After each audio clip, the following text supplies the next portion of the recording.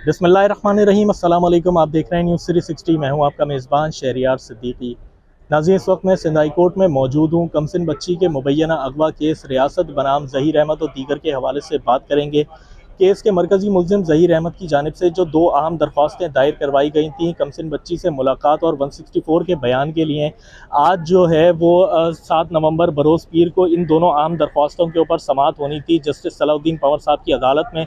जिस तरीके से जस्टिस सलाउद्दीन पंवर साहब की जानिब से पहले ये रिमार्क्स दिए गए थे कि अगर 13 तारीख को बच्ची की वालिदैन से मुलाकात हुई है और अब महीने में 2 मरतबा जो है वो वालिदैन को इजाज़त दे दी गई है बच्ची से मुलाकात के लिए, तो अगर जो है वो मुलजिम से भी एक आध मुलाकात करवा दी जाए तो इस बात में कोई हर्ज नहीं है। जिसके बाद आज 7 तारीख से जो है वो मुलजिमान की काफ़ी सारी जो है वो उम्मीदें वाबस्ता हो गई थी कि आज शायद उनके हक़ में फ़ैसला आ सकता है, लेकिन जो है वो आज जस्टिस सलाउद्दीन पंवर साहब की अदालत में तकरीबन 11 बजे के बाद जिस तरीके से ये केस की समाअत शुरू हुई, जस्टिस सलाउद्दीन पंवर साहब की तरफ से ये कहा गया कि अब जो है वो कमसिन बच्ची का जो अगवा केस है इसके हवाले से कोई भी समाअत जो है वो जस्टिस सलाउद्दीन पंवर साहब की अदालत में नहीं होगी और इस केस को जो है वो जस्टिस सलाउद्दीन पंवर साहब ने मज़ीद सुनने से इनकार कर दिया है और ये कहा है कि अब इस केस के हवाले से कोई भी समाअत जो है वो सलाउद्दीन पंवर साहब की अदालत में नहीं होगी। जिसके बाद अब ये केस मुमकिना तौर पर उमर सियाल साहब या फिर आफ्ताब गोरर साहब की अदालत में ट्रांसफ़र कर दिया जाएगा। जिसके बाद जो है वो